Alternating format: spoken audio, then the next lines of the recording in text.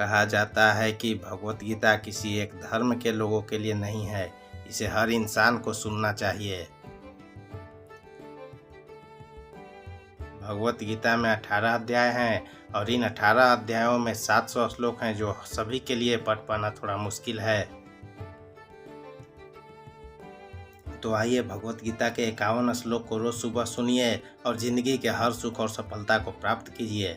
श्री कृष्ण कहते हैं कि परिवर्तन संसार का नियम है। समय के साथ संसार में हर चीज परिवर्तन के नियम का पालन करती है। सत्य कभी दावा नहीं करता कि मैं सत्य हूँ, लेकिन झूठ हमेशा दावा करता है कि सिर्फ मैं ही सत्य हूँ।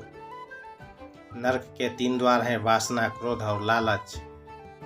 किसी का अच्छा ना कर सको तो बुरा भी मत करना, क्योंकि दुनिया कमजोर है लेकिन दुनिया बनाने वाला नहीं। सदैव संदेह करने वाले व्यक्ति के लिए प्रसन्नता ना इस लोक में है ना ही कहीं और। जो चीजें हमारे दायरे से बाहर हो उसमें समय गंवाना मूर्खता ही होगी। न तो यह शरीर तुम्हारा है और न ही तुम इस शरीर के मालिक हो। यह शरीर पंच तत्वों से बना है, आग, जल, वायु, पृथ्वी और आकाश। एक दिन यह शरीर इसी पंच तत्वों में विलीन हो जाएगा। जिंदगी में हम कितने सही हैं और कितने गलत हैं, यह केवल 2 लोग जानते हैं, एक परमात्मा और दूसरी हमारी अंतरात्मा। परिवर्तन ही संसार का नियम है। एक पल में हम करोड़ों के मालिक हो जाते हैं और दूसरे पल ही हमें लगता है कि हमारे पास कुछ भी नहीं है। क्रोध से भ्रम पैदा होता है, भ्रम से बुद्धि व्याग्र होती है, जब बुद्धि व्याग्र होती है तब तर्क नष्ट हो जाता है, जब तर्क नष्ट हो जाता है तब व्यक्ति का पतन हो जाता है। जैसे अंधेरे में प्रकाश की ज्योति जगमगाती है, ठीक उसी प्रकार से सत्य की चमक भी कभी फीकी नहीं पड़ती। इसलिए व्यक्ति को सदैव सत्य के मार्ग पर चलना चाहिए।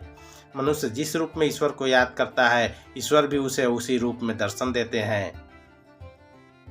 अपने आप को भगवान के प्रति समर्पित कर दो, यही सबसे बड़ा सहारा है। जो कोई भी इस सहारे को पहचान गया है वह डर, चिंता और दुखों से आज़ाद रहता है। इंद्रियों की दुनिया में कल्पना सुखों की प्रथम शुरुआत है और अंत भी जो दुख को जन्म देता है। मन की गतिविधियों, होश, श्वास और भावनाओं के माध्यम से भगवान की शक्ति सदा तुम्हारे साथ है और लगातार तुम्हें बस एक साधन की तरह प्रयोग करके सभी कार्य कर रही है। बुरे कर्म करने वाले सबसे नीच व्यक्ति जो राक्षसी प्रवृत्तियों से जुड़े हुए हैं और जिनकी बुद्धि माया ने हर ली है, वो मेरी पूजा या मुझे पाने का प्रयास नहीं करते हैं। बुद्धिमान को अपनी चेतना को एकजुट करने चाहिए और फल के लिए इच्छा छोड़ देनी चाहिए। सज्जन व्यक्तियों को सदैव अच्छा व्यवहार करना चाहिए, क्योंकि इन्हीं के पद चिन्हों पर सामान्य व्यक्ति अपने रास्ते चुनता है। निर्माण केवल पहले से मौजूद चीजों का प्रक्षेपण है। अपने अनिवार्य कार्य करो, क्योंकि वास्तव में कार्य करना निष्क्रियता से बेहतर है। इस संपूर्ण संसार में कोई भी व्यक्ति महान नहीं जन्मा होता है, बल्कि उसके कर्म उसे महान बनाते हैं।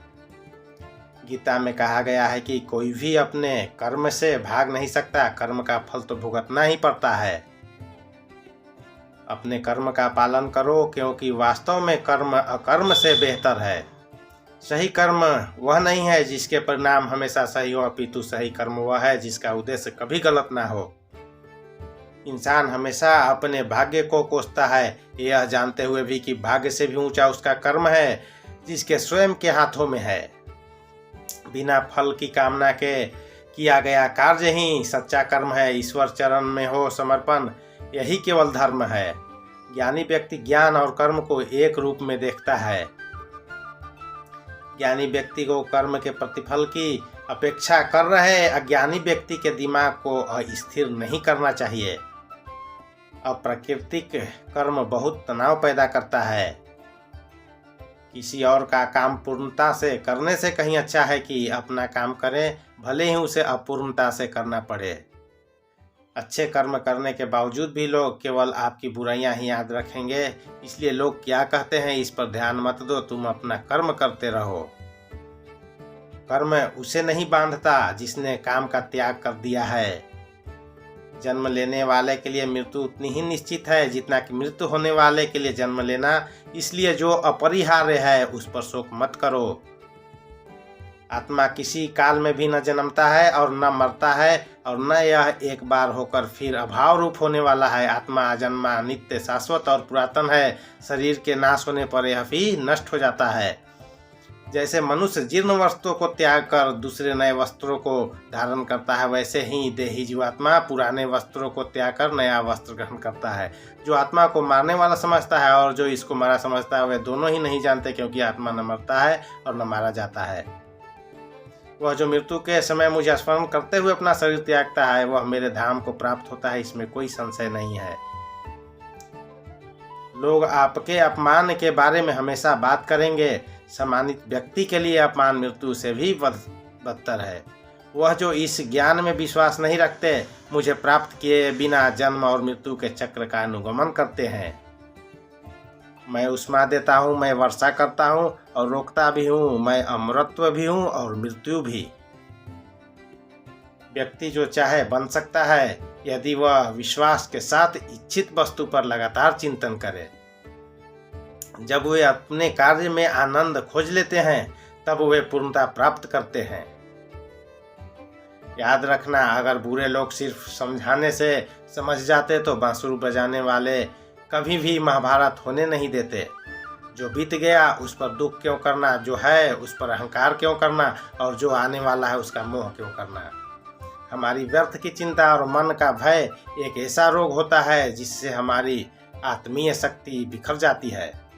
हर व्यक्ति का विश्वास उसकी प्रकृति के अनुसार होता है।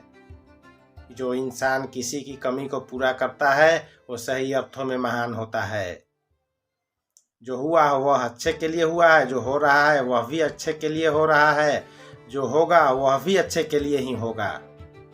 हे पार्थ, मैंने और तुमने अपने कर्तव्यों को निभाने के लिए धरती पर कई अवतार लिए हैं, लेकिन मुझे याद है और तुम्हें नहीं। मेरे लिए ना कोई घृणित है ना प्रिय, किंतु जो व्यक्ति भक्ति के साथ मेरी पूजा करते हैं, वो मेरे साथ हैं और मैं भी उनके साथ हूँ। मनुष्य अपने हृदय से जो दान कर सकता है, वो अपने हाथों से नहीं कर सकता, और मौन रहकर जो कुछ वो कर सकता है, वो शब्दों से नहीं कर सकता।